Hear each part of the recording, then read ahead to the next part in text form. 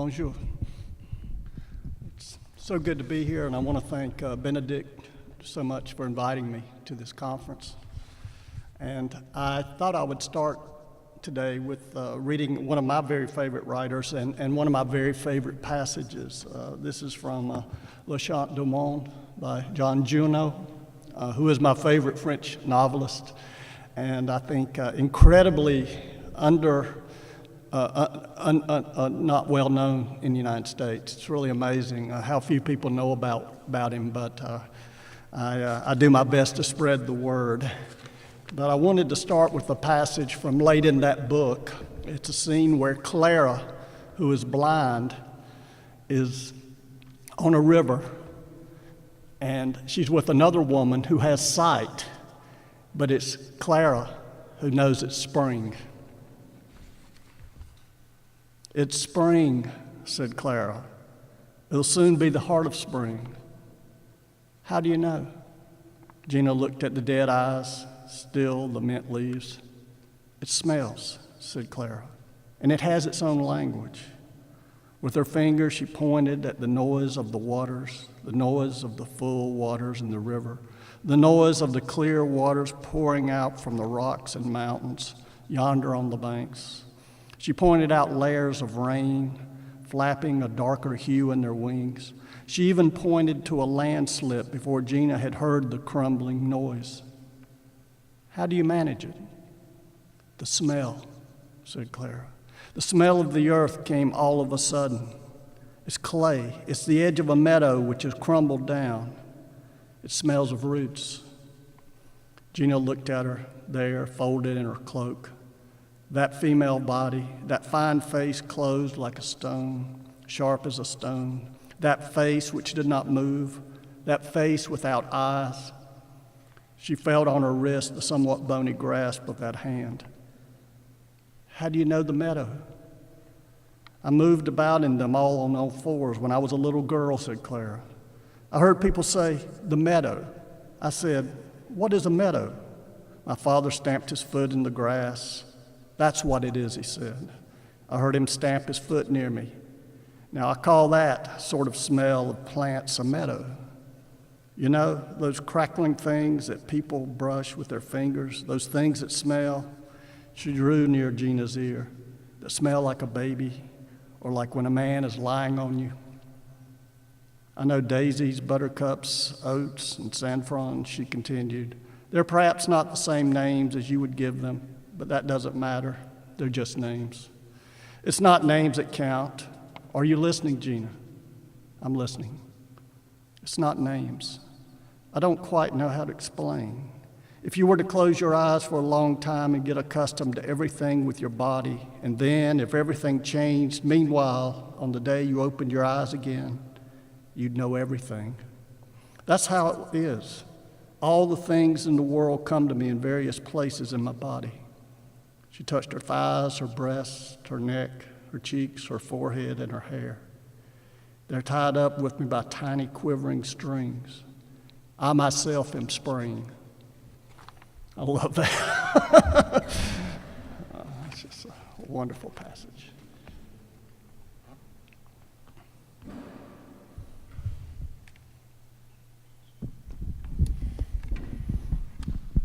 Donc je vais lire l'original en fait, et pas la traduction.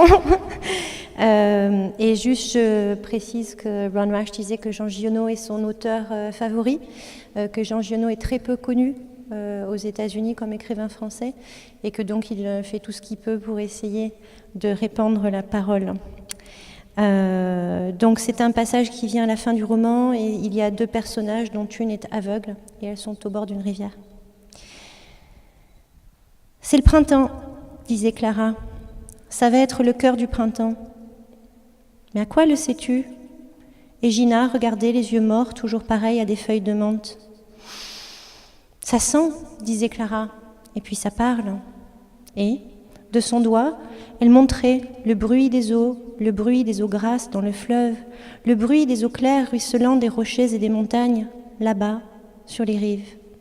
Elle montrait des épaisseurs de pluie dont le battement d'ailes était plus sombre, des écroulements de terre, et elle montrait les écroulements de terre avant que Gina ait entendu le bruit. « Comment fais-tu »« L'odeur, dit Clara. L'odeur de terre est venue tout d'un coup. C'est de l'argile. C'est le bord d'un pré qui est tombé. Ça sent la racine. » Et Gina la regardait, là, pliée dans son manteau, ce corps de femme, ce beau visage fermé comme une pierre, aigu comme une pierre, ce visage qui ne bougeait pas, ce visage sans yeux. Elle sentait sur son poignet le bracelet un peu osseux de cette main. Le prêt, comment sais-tu ? Je marchais dedans à quatre pattes quand j'étais petite, disait Clara. J'entendais dire le prêt. Je disais, mais qu'est-ce que c'est le prêt ? Mon père tapait du pied dans l'herbe. C'est ça, disait-il. Je l'entendais taper du pied près de moi. Et je l'appelle prêt, moi, cette odeur de plante. Tu sais ces choses craquantes qu'on écrase entre les doigts et ça sent une odeur. Elle s'approcha de l'oreille de Gina. Une odeur d'enfant, ou comme un homme qui est couché sur toi. Je connais, dit-elle, la pâquerette, le bouton d'or, l'avoine, l'esparcette. Ce n'est peut-être pas les mêmes que vous appelez comme ça, mais ça ne fait rien. C'est des noms. C'est pas les noms qui comptent, dit-elle. Gina, tu m'écoutes ? Je t'écoute. C'est pas les noms. Je ne sais pas comment te dire. Si tu fermais les yeux pendant longtemps et que tu t'habitues à tout avec ton corps, et puis si tout changeait pendant ce temps, le jour où tu ouvrirais les yeux de nouveau, tu saurais tout. C'est comme ça. Toutes les choses du monde arrivent à des endroits de mon corps.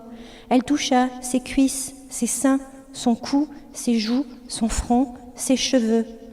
C'est attaché à moi par des petites ficelles tremblantes. Je suis printemps, moi maintenant.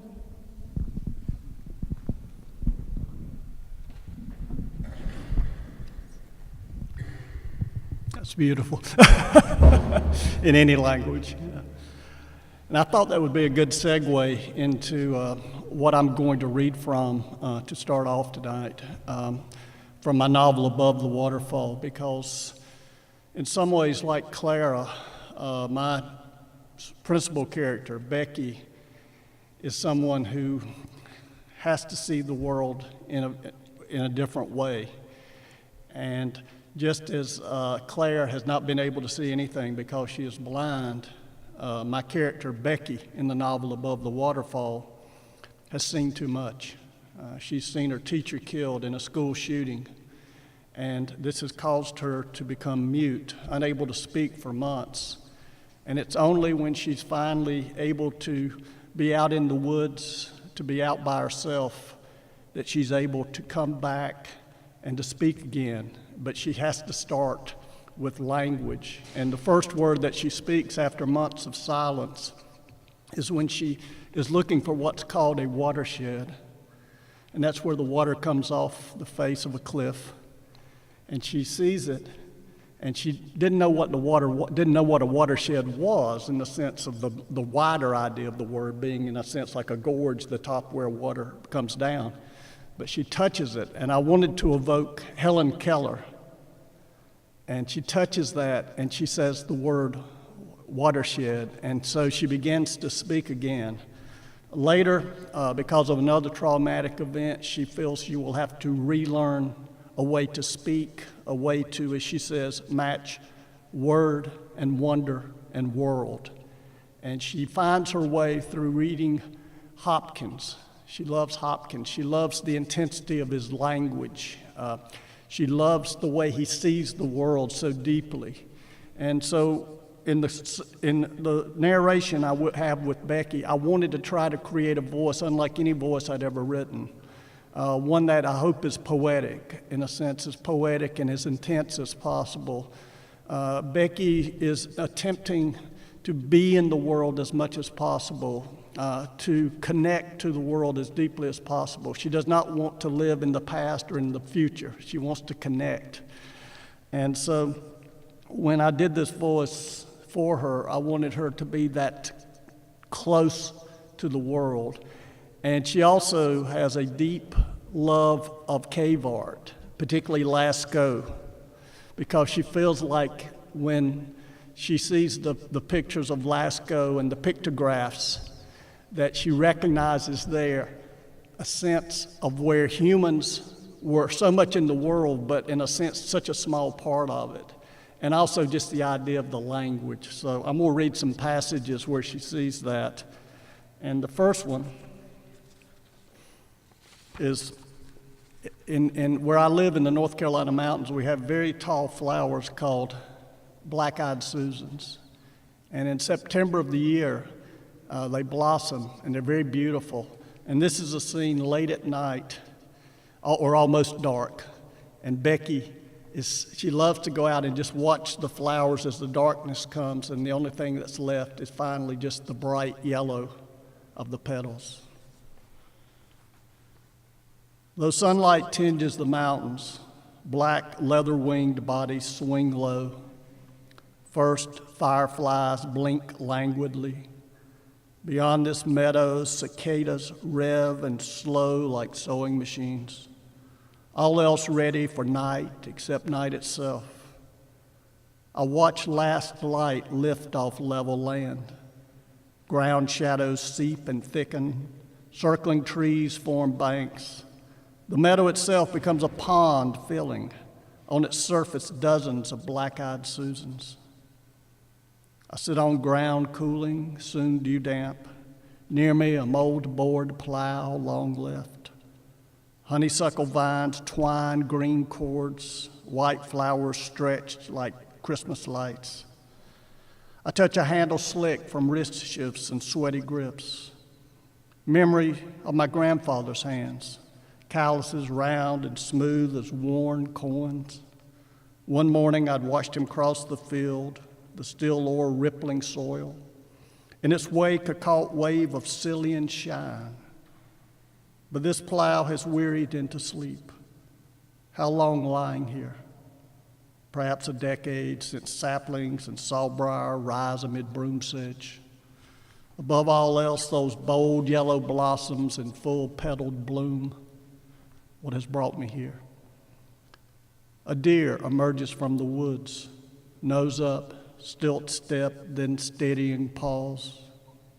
Another hoof lifted. Dark rises around me. The black-eyed Susans float like water lilies. All else disappears, but they hold their yellow glow. Moon mirrors, sun ghost, dream abeyant.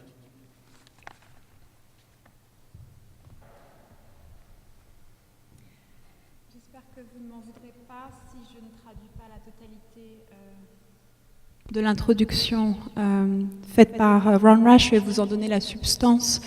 Il expliquait son choix d'ouvrir sa lecture par un extrait de Giono, par le fait que l'aveuglement de Clara faisait écho au mutisme de Becky, son propre personnage dans Above the Waterfall, et que pour compenser à l'atrophie d'indécence, dans les deux cas, les autres sens se trouvent exacerbés et donnent lieu à une écriture qu'on pourrait qualifier d'écriture de la sensation. Il a dit bien d'autres choses, mais je vous propose d'entendre l'ouverture donc de la traduction qui nous est donnée de manière inédite par la traductrice de Ron Rash, Isabelle Reinares, pour Le Seuil. Le roman n'a pas encore été publié dans sa traduction, donc elle nous offre ces quelques pages en précisant que c'est un premier état et un état transitoire, la traduction de ce roman présentant de nombreuses difficultés justement à cause de sa musicalité et de son inventivité. Malgré le soleil qui colore délicatement les montagnes, décor aux ailes de cuir noir tournoient à faible hauteur. Les premières lucioles clignotent, indolentes. Au-delà de cette prairie, des cigales s'emballent et ralentissent comme des machines à coudre. Tout le reste prêt pour la nuit, sauf la nuit elle-même. Je regarde les dernières lueurs s'élever du terrain plat. Les ombres au sol sourdes et s'épaississent. Le cercle des arbres forme des rives. La prairie se mue en étang qui s'emplit à la surface des dizaines de Suzannes aux yeux noirs. Je suis assise sur un sol qui fraîchit, bientôt humide de rosée. Près de moi, une charrue à versoir abandonnée de longtemps. Les tiges d'un chèvrefeuille enroulent de verts cordons des fleurs blanches accrochées là, telles des ampoules de Noël. Je touche une poignée polie à force de rotation de poignets et de doigts serrés et transpirants. Le souvenir des mains de mon grand-père, cales ronds et lisses, pareils à des pièces de monnaie usées. Un matin, je l'avais regardé traverser le champ, la rame d'acier rit dans la terre. Dans sa trace, une vague arrêtée de sillons luire. Mais cette charrue lassée s'est endormie, et j'y là depuis combien de temps ? 10 ans peut-être, puisque s'élèvent de jeunes arbres et de la salse pareille parmi le barbon abalé. Au-dessus de tout le reste, ces fleurs jaunes vifs aux pétales déployés, épanouies. Ce qui m'a amené ici. Un cerf surgit de la forêt, né au vent, le pas monté sur échasse, puis un temps d'arrêt pour retrouver l'aplomb, un autre sabot en l'air. L'obscurité monte autour de moi, les Suzannes aux yeux noirs flottent comme des nénuphars, tout autour disparaît, mais elles gardent leur éclat jaune. Miroir de lune, fantôme de soleil, rêve suspendu. Quand les temps nocturnes inondent ces rives, je prends le chemin qui me ramène au pick-up du parc régional. Peut-être une autre fois, avait répondu Lès, prétextant des tâches de shérif à accomplir lorsque je l'avais invité. La pente du chemin s'accentue quand je me retourne pour regarder la prairie, l'obscurité, c'est tout. You didn't read the last go, did you? Did you read that? Okay, I'm gonna read that now. And this is a scene where Becky is going into Lascaux and the sensation of going in there. Lascaux, what wonder to have made such a descent. Tar pitch, torch wood, swabbing stone with light, swerves and drops and slant downs. Dark rushing up behind each step, then to find them there in the cave's hollow core, bison and ibex, but others lost elsewhere to the world, saber cats and woolly mammoths, Irish elk, all live-motioned in the wavering light, girthed by curves of stone. Amid it all, the runic human handprint. Where less art's veil between us and the world. How strange that Hopkins' quill scratches let me see more. Envisioning before seeing. But the first message there inside the cave walls. What wonder yet echoes from the world's understory. C'est la suite du prologue, donc de l'extrait précédent. Lascaux, quelle merveille d'avoir effectué pareille descente. Bois à torche enduit de poids, passant un tampon de lumière sur la roche, embardé, dénivelé, plan incliné, ténèbres accourues derrière chaque pas, puis les découvrir là, dans le cœur évidé de la grotte. Bisons et bouquetins, mais d'autres perdus partout ailleurs. Tigres à dents de sabre et mammouths laineux, grands cerfs des tourbières. Tous animés de vie, dans la lumière vacillante, sanglés de courbes de pierre. Au milieu de tout cela, l'empreinte runique de la main humaine. Où donc voile artistique plus mince entre le monde et nous? Comme il est étrange que les griffures de la plume d'oie de Hopkins me permettent d'en voir davantage. Envisager avant de voir. Mais le premier message, là, dans les parois de la grotte, quelle merveille résonne encore, montant du sous-étage du monde. As a poet, I write poetry and fiction, but there are certain words that I love just for the sound of them, and I have favorite words, and one of my favorite words is murmuration. If you're an ornithologist, you know that term. You've seen it with starlings, the way they move, almost as if they're flowing, and you've seen it, I'm sure, but Becky sees this in this paragraph. This one here. A mown hayfield appears, its blonde stubble blackened by a flock of starlings. As I pass, the field seems to lift, peak to see what's under itself, then resettle. A pickup passes from the other direction. The flock lifts again and this time keeps rising, a narrowing swirl as if sucked through a pipe, and then an unfurl of rhythm sudden sprung, becoming one entity as it wrinkles, smooths out, drifts down like a snapped bed sheet, then swerves and shifts, gathers and twists. Murmuration, ornithology's word poem for what I see. 200 starlings at most, but in Europe sometimes 10,000, enough to punctuate a sky. Rash précisait qu'étant poète également, il a des mots préférés et Murmuration est l'un de ces mots qu'il met ici en scène, toujours à travers la voix de Becky. Un champ fauché apparaît, le chaume blond des foins noircis par un vol des tourneaux. Sur mon passage, le champ paraît s'élever, jeter un petit coup d'œil pour voir ce qu'il a sous lui, puis revenir en place. Un pick-up passe, arrivant en sens inverse. La volée décolle à nouveau et cette fois continue à monter, un tourbillon qui rétrécit comme aspiré dans un tuyau, puis le déferlement d'un rythme scandé qui devient une entité, alors qu'elle se fronce, se déplisse, descend au fil de l'air tel un drap qui claque. Puis dévie, va et vient, se regroupe et s'enroule. Murmuration, le mot poème de l'ornithologie pour ce que je vois.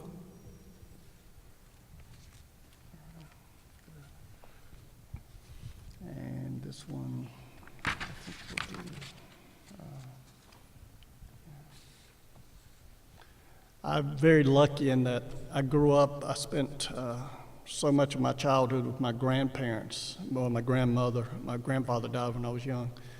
There was no television, no vehicle on the farm, and so I was allowed to just go out and sometimes for hours by myself. Just a wonderful childhood, almost unimaginable today. And one thing that I feel like was very wonderful for me as a writer is that I grew up with a deep sense of mystery about the natural world. A lot of folklore. Some people would call it superstition. I think sometimes there's more to it than that. A kind of knowledge that perhaps we've been losing, I think. But this is just a scene where Becky is kind of remembering some of the folklore, the superstitions. And she also will have a moment when she starts thinking about moving along a stream. And this will end when she has a vision of the world without life, an apocalyptic vision that terrifies her. There are limits to what you owe your grandparents, Becky, Les had said. But how could they be? When they gave me was not only acceptance of my silence, but so much more. The minnow in the spring house guarding the water's purity, spiders spinning webbed words, the whippoorwills and white owls, woolly worms and snake skins, the sink of a star, all had resonance, meaning. Folklore, yes, but always in one way true, the seamless connection that Hopkins saw. Each mortal thing does one thing and the same. What limits that after the morning in the school basement when I saw my teacher killed, word and wonder and world could be one. On a maypop vine, a satellite caterpillar, saddleback, yeah, let's stop there, yeah. Okay, good. Ron évoquait en termes d'introduction à ce passage-là, qu'il considère comme une grande chance d'avoir pu passer un temps très précieux dans ces montagnes, notamment auprès de sa grand-mère, et que cette liberté lui étant donnée, il a développé non seulement un goût très prononcé pour les choses de la nature, mais aussi un sens du mystère de la nature. Et d'aucuns diraient qu'il s'agit là de superstition, lui n'en est pas tout à fait sûr. Donc ce passage évoque ce que certains appellent le folklore. Il y a des limites à ce que tu dois à tes grands-parents, Becky, avait assuré Les, mais il se trompait. Comment était-ce possible, alors qu'ils n'avaient pas simplement accepté mon silence, mais qu'ils m'avaient donné tellement plus? le verron dans la source du garde-manger qui préservait la pureté de l'eau, les araignées qui tissaient des mots sur leur toile, les engoulevents et les chouettes blanches, les chenilles et les mues de serpents, la lente descente d'une étoile. Tout avait une résonance, un sens. Du folklore, certes, mais d'une certaine façon toujours vrai, l'enchaînement continu que voyait Hopkins. Toute chose ici-bas fait une et même chose. Quelle limite qu'après le matin, dans les sous-sols de l'école, mots et merveilles et monde ne soient qu'un. And this is a scene where she has the vision. She's walking along the stream, and there's a moment where she suddenly has a vision of what could happen to the world. But first, she is seeing things, and this is the way she tries to stay disconnected. On a maypop vine, a saddleback caterpillar clings, oar-like legs, green and brown, white bristled body. Soon it will sleep in its self-spun shroud, winter dreaming as spring's moth wings slowly sprout. At my feet are snake root and sumac, farther on knotweed and skullcap. I whisper each name. Above me, birch and beech, red oak and shagbark hickory. In the thicker canopy, stilts of sunlight stalk the ground. The trail, always closer to the stream, a mane of white water falls off a stone shelf, lands loudly. Then the creek curves into shadow, ferns sleeve both banks green, water softly licked stone. On a sandbar, an otter's tracks, the world's first words ever printed. I was here. And Lascaux, too, amid the floating menagerie, reed-blown red pigment holds the human hand aloft, once presence indelible. Where the otter left the stream, the tail's drag makes an exclamation point. The woods pull back and sunlight surprises the water. Glitters of pyrite. I lift a piece of rock crystal, time smoothed. What patience to have all edges worn away. As I roll it over my palm, colors gather and spill. I set the stone back and take the loop trail to the meadow, then follow the stream to the park boundary. I stand in a patch of clover, only then realize I haven't seen a single honeybee. I turn to go back, and as I do, the meadow withers into dust. Trees melt like candles, and the mountains blacken. I lean forward, palms on knees, and take deep, steady breaths. I slowly raise my head. The meadow and trees have returned. It is here, and I am here. But I have seen this world, a world become where wind and water pass past unheard.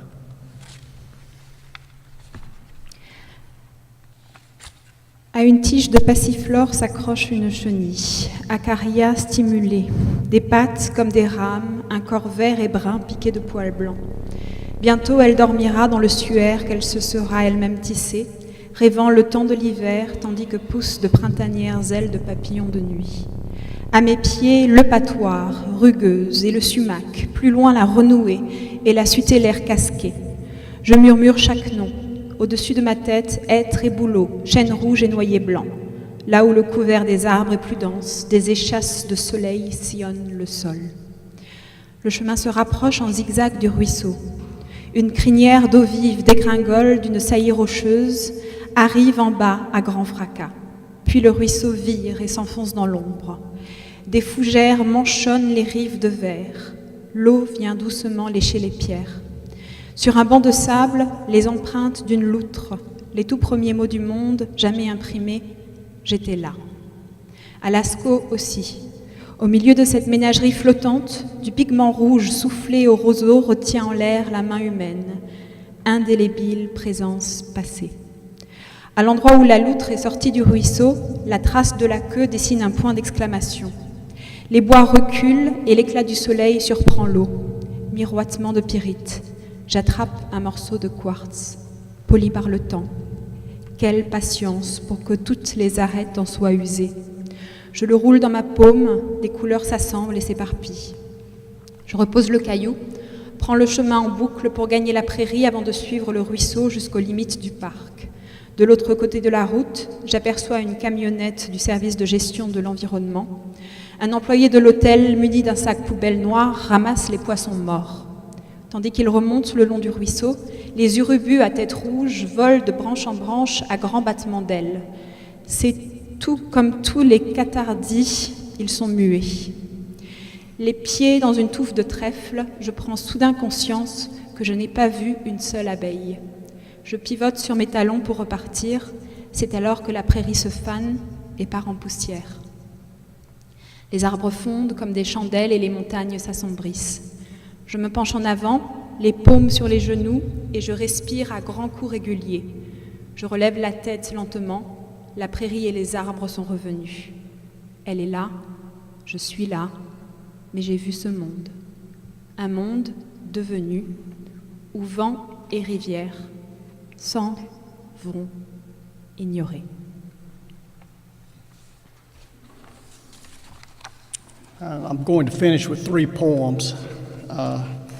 One of my favorite French poets is Ponge, P-O-N-G-E. I hope I'm pronouncing his Francis name right. Ponge, oui. Yeah, Francois Ponge. Great poet, and I love the way he makes us see the world. And Dylan Thomas once said that a good poem is a contribution to reality. It enlarges the world. It makes it more mysterious. And I think Ponge does that. He can take a doorknob and do that, but he can also do it with the natural world, if you've read his poem about the mollusk, for instance. But this is a poem that... Can I just say that Yeah. the poems are not going to be translated? So please listen to the music. Oh, okay, they're not. Okay, yeah. Well, this is about the first, I'll just read then. First memory. This is a good test for a poet, right? If the sound doesn't work, you're not a very good poet. Yeah. Dragonflies dip, rise, their backs catch light, purple like church glass. Gray barn planks balance on stilts, walk toward the pond's deep end. A green smell simmers shallows, where tadpoles flow like black tears. Minnows lengthen their shadows. Something unseen stirs the reeds. I've always been interested in the unseen. I'm so fascinated with water. I'm pretty obsessed with it. I think you were mentioning that earlier. Just the idea that there's always more there hidden. Now, they do need to know, even if they don't understand the poem, they do need to know this folklore in Appalachia. This is from Fall Creek. There was a tradition of folklore custom in the Appalachian Mountains in North Carolina and also in the Ozark Mountains in central United States into the 20th century. And very often when farmers would plant their crops, the farmer and his wife would go out into the field after they planted the crop and make love in the field. They would not have probably called it a fertility rite, but that's exactly what it was. But this is a poem about a couple. So you want me to translate this? Yeah, first? tell that, yeah. That'll really get them interested. Ok. Alors, le poème suivant s'appelle Fall Creek et il évoque, un folklore, de tradition folklorique répandue dans les montagnes appalachiennes, mais ailleurs également, qui veut que, après avoir planté son champ, un couple fasse l'amour sur les lieux, dans la rivière en l'occurrence, ou à proximité de la plantation, afin d'assurer sa croissance. Donc, on évoquait une espèce de rite de... What did you say? Right. De fertilité, voilà. Yeah, fertility, right, yeah. Okay. Yeah. Fall Creek. As though shedding an old skin, Fall Creek slips free from fall's weight. clots of leaves blackening snags. Back of pool where years ago local lore claims clothes were shed by a woman and man wed less than a month, who let hoe and plow handle slip from hands, left rows half done, crossed dark waves of bottom land to lie on a bed of ferns, make a child. And all the while the woman stretching both arms behind her over the bank, hands swaying, wrist deep in current. Perhaps some old wives' tale, waters pulsing what seed might be sown, or just her need to let go the world a while. Let the creek wash away every burden her life had carried so far. Open a room for this new becoming as her body flowed around her man like water. And a final poem about a veterinarian, actually based on a veterinarian I knew, large animal vet who helped with livestock on my grandmother and my uncle's farms. And he would come no matter what time, and I wrote this poem trying to imagine what it would be like to know you were going out into the darkness, 3 a.m., knowing that by the time you got to the farm, the animal might be dead. You might not be able to save it. But I thought there would be a wonder in just the going out. And maybe just say that and then I'll read the poem. Le dernier poème est inspiré par la figure d'un vétérinaire que Ron a connu et qui, à toute heure de la nuit, allait aider les fermiers qui se trouvaient dans une situation embarrassante avec leur bétail. Et le mouvement qu'évoque le poème, c'est ce mouvement du vétérinaire qui roule dans la nuit, où tout disparaît. Et c'est ce sens d'enchantement que provoque la traversée dans la nuit. Yeah. And just, that might be of interest, if there's some poets, the poems I've all read are all syllabic, they're 7-syllable, and many of them are based on a 1,500-year-old Welsh form of line, and so they may not, if they don't notice that, I'm doing my job. On précise que la plupart de ces poèmes, sinon tous, sont inspirés par une vieille tradition poétique welsh. Je suis un peu fatiguée, excusez-moi. Oui. Et que si vous comptez les syllabes, vous allez vous rendre compte qu'il écrit essentiellement des vers de 7 syllabes, et donc il est fier de faire son travail correctement. I'll finish with this. 3 a.m. and the stars are out. When the phone rings way too late for good news, just another farmer wanting me to lose half a night's sleep, drive some back country, wash out for miles, fix what he's botched. On such nights, I'm like an old, drowsy God tired of answering prayers. So let it ring a while, hope they might hang up. Well, of course they don't because they know the younger vets shuck off these dark expeditions to me, thinking it's my job, not theirs. Because I've done it so long, I'm used to such nights. Because old as I am, I'll still do what they refuse to. And soon I'm driving out of Marshall, headed north, most often toward Shelton Laurel, toward some barn where a calf that's been bad bred to save stud fees is trying to be born. Or a cow laid out in a barn stall, dying of milk fever, easily cured if a man hadn't wagered against his own dismal luck, waited too late, hoping to save my fee for a salt lick, roll of barbed wire. And it's not all his fault. Poor too long turns the smartest man stupid, makes him see nothing beyond a short-term gain, which is why I know more likely than not I'll be arriving too late. What's to be done, best done with rifle or shotgun. So make driving the good part. Turn off my radio. Let the dark close around until I know a kind of loneliness that doesn't feel sad as I pass the homes of folks I don't know.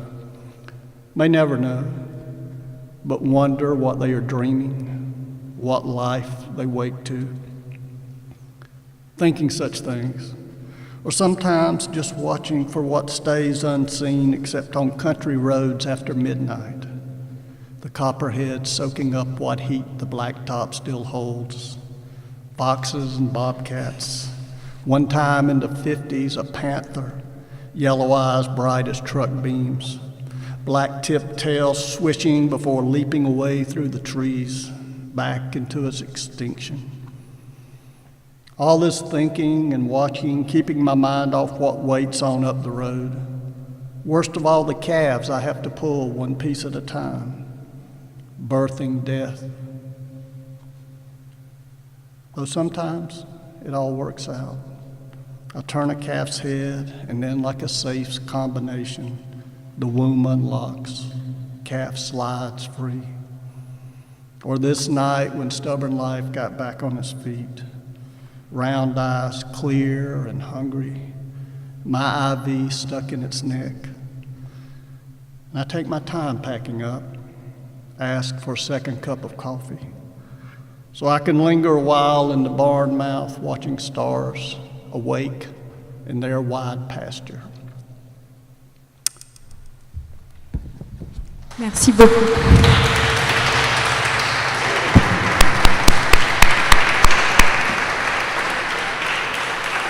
So, thanks a lot, Ron. We have a little time for questions, and well, both in French and in English. Jocelyn will take over and translate. And afterwards, Ron will sign his books if you're interested.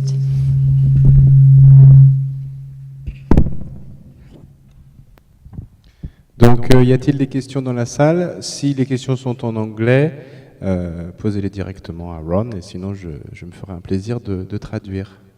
Peut-être que tu peux passer le micro, Margot, si jamais.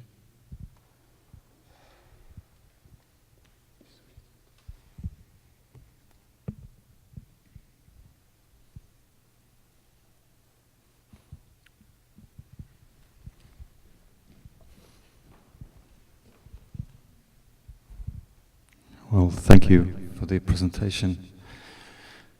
When you were talking about your childhood, I somehow remembered Swedish film director Ingmar Bergman, who once said in his old age that he thinks that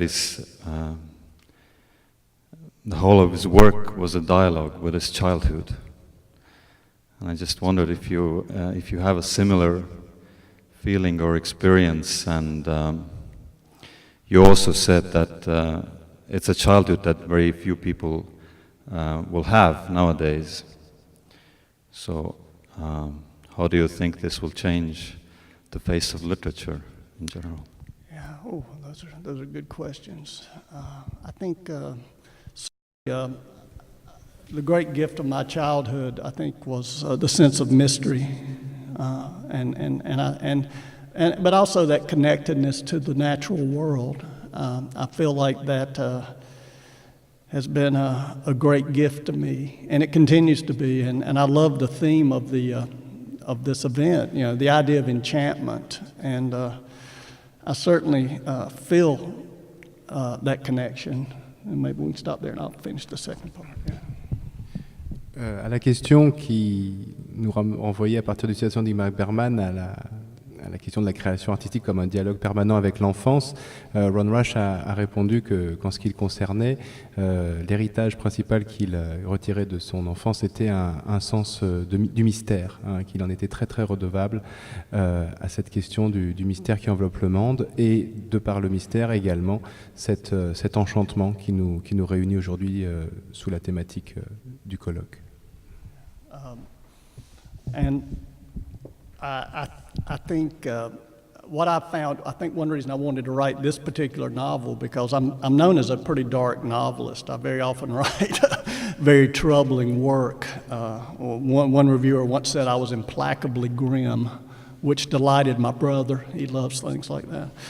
But I felt like I had to be true to the world. I had to write about wonder. And one thing I've noticed in the last 10 or 15 years in the United States is how seldom that word is used as a noun. That really struck me, and I think part of that is the technology. And one thing I do find interesting as far as changing literature, how will this change literature? I don't know, but I know the writers that I continue to go back to are ones that are connected to the world, and I find it a dangerous illusion that we are not connected to the natural world. I mean, it's almost as if people think that, if the world goes and everything else dies, that, you're going to be able to crawl into your computer screen. And maybe they're working on that, but I feel like that's, I think that sense of wonder to me, is, just speaking personally, is such an integral part of my life and the joy of my life. I cannot imagine living without it. Et en ce qui concerne ce tout dernier roman, l'élan particulier qu'il a généré, c'est l'idée même de wonder, l'étonnement, qui d'ailleurs distingue ce dernier roman de ce que Ron Rash a pu écrire jusqu'à présent, qu'on a souvent tendance à qualifier comme une littérature très sombre, voire même particulièrement morbide. Mais la question ici de wonder, donc de ce mot-clé qui est très peu utilisé en fait comme nom dans la langue anglaise, lui paraissait essentiel pour nous rappeler à tous et à chacun notre intime connexion au monde, et cette connexion qui justement doit être bien distinguée de la connexion technologique ou la connexion Internet qui, elle, justement, a plutôt tendance à sans cesse nous déconnecter de la réalité du monde. Donc c'était aussi pour lui un élément clé de son écriture, ce concept d'étonnement. And I guess that one of the interesting things for me is, because I grew up with it, what would it be like to grow up without any sense of that? Maybe it doesn't mean it, it has no meaning to someone who doesn't know what it is. But I do find that interesting. The other thing I would say right now is that you probably didn't believe people actually talk like this till you heard it, but we do. Bien. Et donc pour revenir à la première question, il est vrai que c'est sans doute cette question d'étonnement qu'il a connue pendant son enfance qui lui a permis de nous parler comme ça aujourd'hui. Hein. Et c'est vrai que même si on peut avoir du mal à croire que les gens parlent comme ça, c'est comme ça qu'ils le font dans le sud des États-Unis. One thing, when I was in France last year, and I went to a high school, French high school, and they wanted me to come in there because I spoke English, and I said, no, you don't understand. This is a foreign language in most of America. Oui, donc sa performance dans les lycées français a été assez reçue avec assez d'étonnement, pourrait-on dire, puisque l'accent du sud des États-Unis n'était pas tout à fait pratiqué par les étudiants du lycée.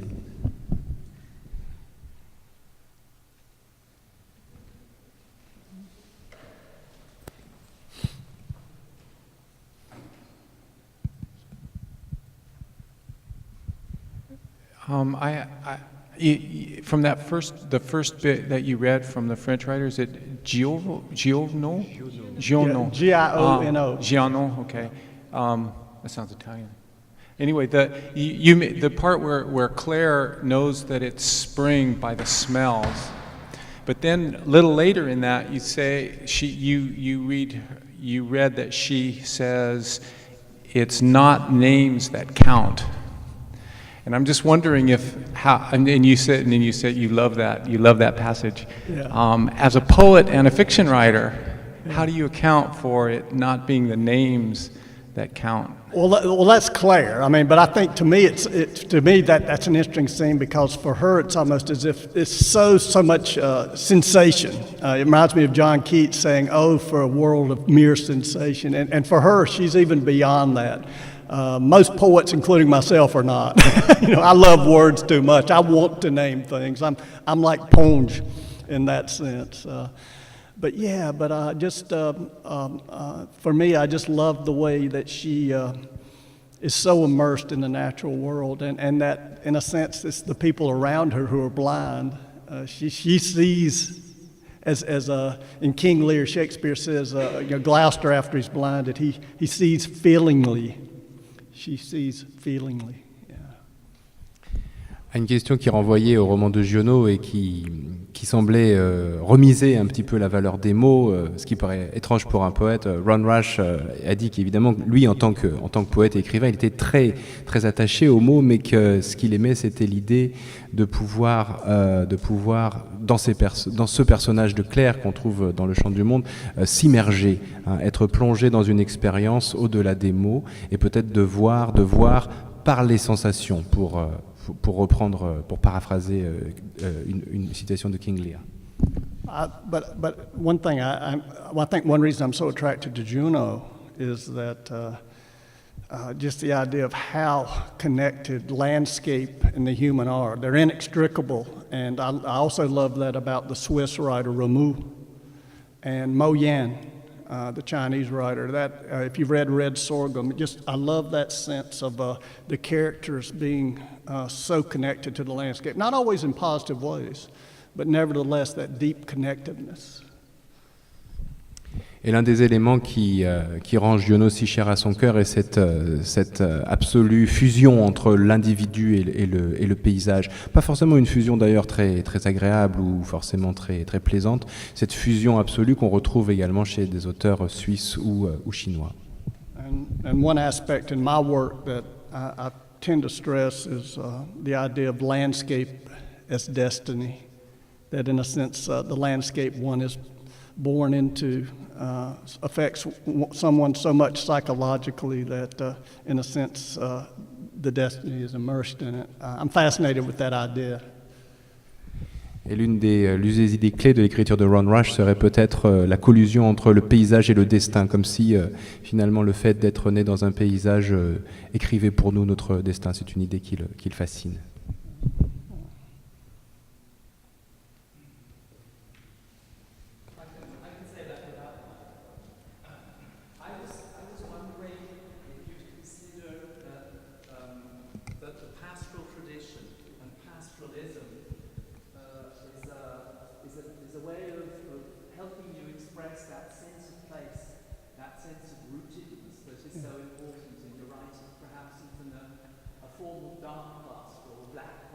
Yeah, right. Yeah, I think it is, and I think my family is very unusual for America in the sense that my family has been in the same area for many generations, the Appalachian Mountains, and I think that sense of rootedness has certainly had an influence on me. It's interesting. I think Southern writers are very different from the rest of the United States. Whitman, in a sense, has no sense. It says the past doesn't matter. But the Southern writer is always deeply aware of the past. I think there are a number of reasons for that. It's very complex, but it's a very different dynamic, I think. And I think one reason I sense that Southern writers such as Faulkner are so revered in Europe is there is that deep sense of history that sometimes you might not get with Hemingway, for instance. You never know who Hemingway's grandparents are, his characters. But Faulkner, the lineage, for hundreds of years. Une question qui se rapportait à la nature pastorale d'une écriture qui pourrait être liée aussi à un passé un peu sombre. Ron Rash répond tout à fait positivement que son écriture est enracinée, qu'elle a cette particularité peut-être qu'on pourrait retrouver dans de nombreux écrivains américains du Sud, qui s'opposeraient peut-être à une tradition du modernisme de Whitman ou même de Hemingway plus tard, pour qui le passé n'existe pas. C'est tout l'inverse dans l'écriture du Sud où l'enracinement est tout à fait important, et c'est peut-être aussi la raison pour laquelle les écrivains comme Faulkner ont un tel succès ici en Europe. And I know that's a generalization. I mean, obviously they're brilliant exceptions to that. But one thing I find fascinating about my landscape, the mountains, is that it seems to me that it works psychologically in two ways. There's a sense of being protected, the mountains sheltering people, keeping the outside world comfort, womb-like. But I've noticed in my own family, there's a dark sense of fatalism. It's almost as if by constantly looking at the mountains, you're reminding of how small and insignificant and fleeting your life is. And I've noticed a very dark streak of fatalism among a number of mountain cultures. I find that fascinating. Gatsby had to be a Midwesterner that long open expanse. Et pour revenir à son paysage d'origine, celui de la montagne, il y trouve une certaine ambivalence qui, d'une part, fait que la montagne est un lieu qui protège, qui entoure, qui rassemble une communauté, alors que de l'autre, la montagne, c'est aussi ce qui coupe, c'est aussi ce qui peut effrayer, c'est aussi ce qui peut générer une certaine forme de tragédie. Et d'ailleurs, il n'est pas surprenant qu'un personnage comme Gatsby, lui, ne vienne pas du tout des montagnes.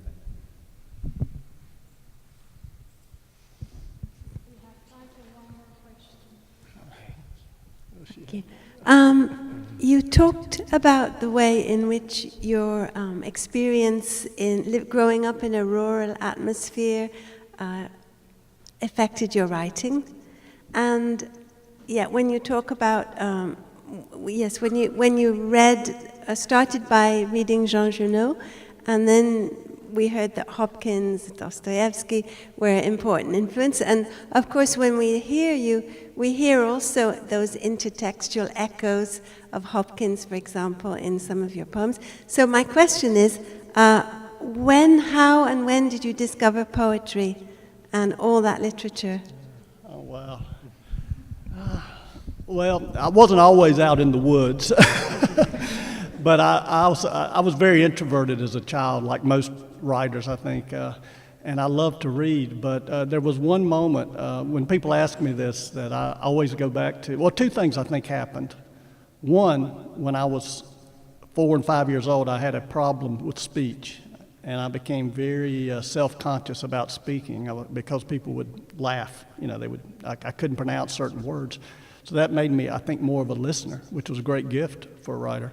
But when I was 15, I read Crime and Punishment, and I'll never forget the experience. I can remember where I was right now. I was actually failing a class in high school. I was on the back row reading it.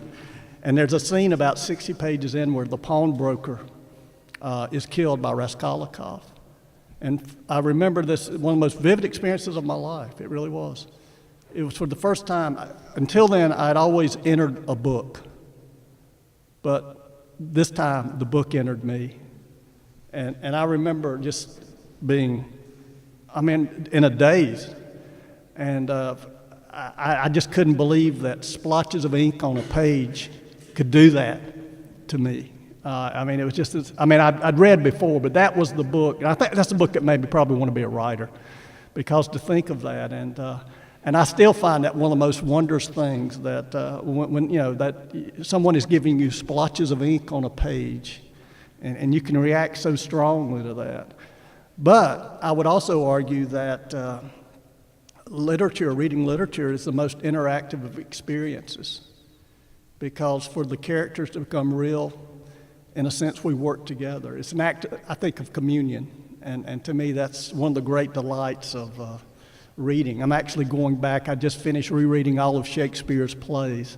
I've spent about the last 8 months doing that. And that's just one of the most beautiful experiences. I spend an hour a day, and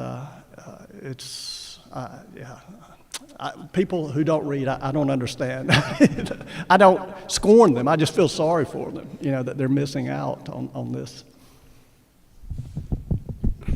À la question qui concernait la découverte de la littérature par Ron Rash, étant donné le contexte dans lequel il a grandi, il a expliqué que bien sûr il ne passait pas toute sa vie dans les bois et qu'il y avait peut-être 2 moments clés. Le premier, c'était vers l'âge de 4 ou 5 ans, quand un problème d'élocution l'avait rendu très, très timide en société, et c'est la raison pour laquelle il était devenu très bon pour écouter les gens plutôt que leur parler, et que l'écoute est une qualité qui fait les bons écrivains.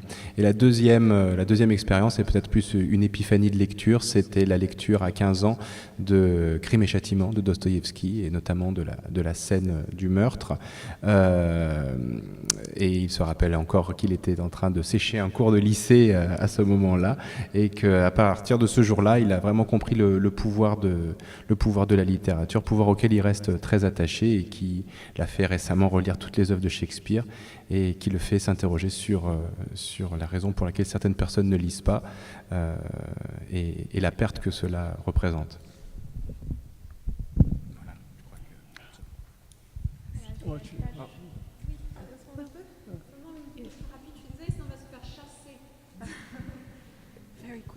Quick one. I have just a quick one. Thank you very much for mentioning about the dark side of the mountain as well as the light side. I think I see that in everything. The reason for that is this. We're first of all human beings, the creatures of senses and reasons. And but not everyone had an opportunity like you to have been able to cultivate the subtle senses, the subtlety that you can find in the wind and breeze and the movement of the leaves and so forth. I'm speaking on behalf of young people that sometimes I deal with, who I often wondered with the slashes on their arms that covering their arms because of it.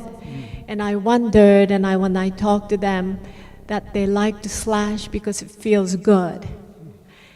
And then I wonder if they were running away in amok, trying to exercise their reasoning, how to cleverly survive in the world, urban jungle and so forth, or the broken family situations that their body craves to feel, and yet they can't feel the subtlety, such as you have been able to, and I've been lucky enough to be a country bumpkin also too. But I'm wondering, and those who were hurt emotionally would escape to the mountain to hurt others, to themselves. But when I go to the mountain, I get liberated, I feel protected. I wonder if there's two kinds of, perceiving the mountain to those who perceive the world or receive the subtle way of feeling the world. Well, I think there is that dark side, and one thing I don't want to do is just to overly sentimentalize the natural world. It can be very cruel. My second novel is actually about a drowning of a young girl, a 12-year-old girl. So, but I kind of see my view as just trying to at least kind of witness the world, to show the world as I see it, and try to see it myself as deeply as possible. And one of the gifts of writing is it makes me look as intently as possible at the world. La question était assez longue et nous parlait surtout de la question de la violence et de la manière dont on pouvait peut-être par l'écriture et par des sensations en tout cas sublimées ou transformées par l'expérience de l'écriture, faire face à cette violence que s'imposaient notamment beaucoup de jeunes. Et Ron Rash a répondu qu'il n'était pas d'être un idéaliste, certainement pas, et que ça en écriture pouvait comporter de la violence. Et je me rends compte que j'ai oublié la fin de sa réplique, mais je pense que vous avez tous pas mal compris, donc je m'excuse.